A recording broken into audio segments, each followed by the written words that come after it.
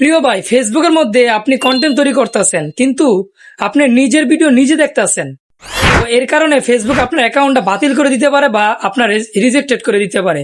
এই অপশনটা আপনি কিভাবে বন্ধ করবেন? আপনি ভিডিওর মধ্যে যাবেন, ভিডিওটা অফ থাকবে। আপনি যদি চান যে আপনি আপনার টাইমলাইনে যে ভিডিওগুলো আসে সেই ভিডিওর উপরে ক্লিক করে আপনি ভিডিওটা ওপেন করে দেখতে পারবেন। তো কি একটা সুন্দর একটা সিস্টেম। তো এই সেটিংটা আপনি কিভাবে ফেসবুকের মধ্যে করবেন, তো আজকের ভিডিওর মধ্যে আপনাদেরকে দেখাবো এই সেটিংটা আপনি কিভাবে করবেন।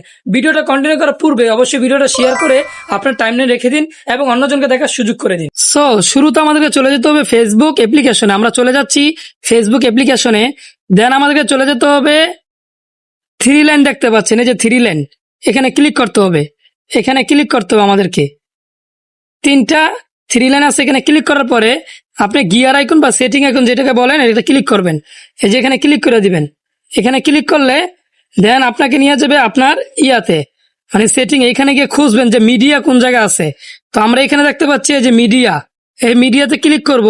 ক্লিক করার পরে আপনি দেখতে পাচ্ছেন one mobile data and wifi.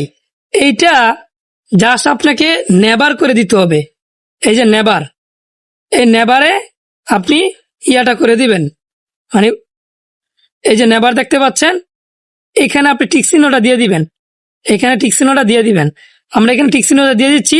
তাহলে আপনার কাঙ্ক্ষিত যে অ্যাপ্লাইটা আছে সেটা অ্যাপ্লাই হয়ে যাবে। এখন থেকে আপনার নিজের ভিডিও নিজে দেখতে পারবেন না। আমি দেখাচ্ছি আপনাদেরকে। আমি ফেসবুকে ঢুকতেছি, এই দেখতে পাচ্ছেন, এই যে আপনার আমার নিজের ভিডিও ওপেন হচ্ছে না। দেখছেন কি মজা না সিস্টেমটা?